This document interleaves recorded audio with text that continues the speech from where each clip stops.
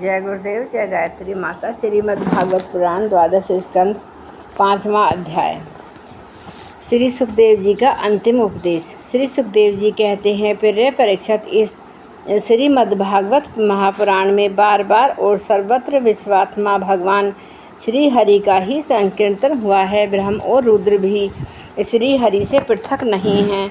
उन्हीं की प्रसाद लीला और क्रोध लीला की अभिव्यक्ति है। हे राजन, आप तुम यह पशुओं की सी अविवेक मूलक धारणा छोड़ दो कि मैं मरूंगा। जैसे शरीर पहले नहीं था, अब पैदा हुआ और फिर नष्ट हो जाएगा, वैसे ही तुम भी पहले नहीं थे, तुम्हारा जन्म हुआ, तुम मर जाओगे। यह बात नहीं है। जैसे बीज से अंकुर और अंकुर से बीज की उत्पत्ति होती है, वैसे ही एक देह से दूसरे देह की और दूसरे देह से तीसरे देह की उत्पत्ति होती है।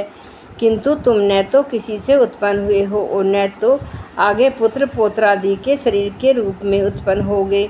अजी जैसे आग लकड़ी से सर्वथा अलग रहती है, लकड़ी की उत्पत्ति विनाश से सर्वथा परे, वैसे ही तुम भी शरीर से आदि से सर्वथा अलग हो। स्वपन अवस्था में ऐसा मालूम होता है कि मेरा सिर कट गया है और मैं मर गया हूँ, मुझे लोग शमशान में जला रहे हैं, परंतु ये सब शरीर की ही अवस्थाएं दिखती हैं, आत्मा की नहीं।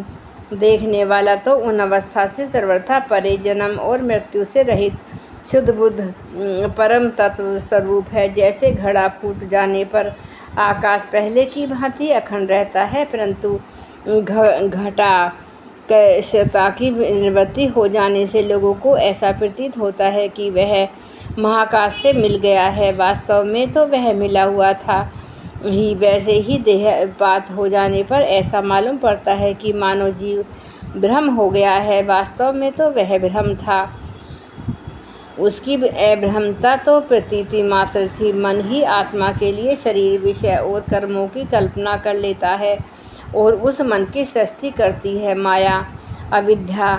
वास्तव में माया ही जीवों के संसार चक्र में पड़ने का कारण है। जब तक तेल रखने का पात्र, बत्ती और आग का संयोग रहता है, तभी तक दीपक में दीपक पना है। वैसे ही उनके ही समान जब तक आत्मा का कर्म, मन, शरीर और इन सब में रहने वाले चैतन्य ध्यास के साथ संबंध रहता है, तभी तक उसे जन्म मृत्यु के चक्र संसार में भटकना पड़ता है। रजोगुण, सतोगुण तथा तमोगुण की वृत्ति से उसे उत्पन्न, स्थित एवं विनिष्ट होना पड़ता है। परंतु जैसे दीपक के बुझ जाने पर तत्व रूप तेज का विनाश नहीं होता, वैसे ही संसार का नाश होने पर स्वयं प्रकाश आत्मा का नाश नहीं होता, क्योंकि वह कार्य कारण, व्यक्त और अव्यक्त सबसे परे है। वह अवकाश के समान सबका आधार है, नित्य और निश्चल है, वह अनंत है। सचमुच आत्मा की उपमा आत्मा ही है। हे राजन, तुम अपने विशुद्ध एवं विवेकवती बुद्धि को परमात्मा के चिंतन से भरपूर कर लो और स्वयं ही अपने अंतर में स्थित परमात्मा का साक्षात करो। देखो, तुम मृत्युओं का भी मृत्यु हो, तुम स्वयं ईश्वर हो। ब्राह्मण के शाप से प्रेरित तक्षक तुम्हें भस्म न कर सकेगा। अजी तक्षक की तो बात ही क्या, स्वयं मृत्यु और मृत्युओं का समूह भी तुम्हारे पास तक न फटक सकेंगे। तुम इस प्रकार अनुसंधान चिंतन करो कि मैं सर्वधिष्ठान पर ब्रह्म हूँ, सर्वधिष्ठान ब्रह्म मैं ही हूँ।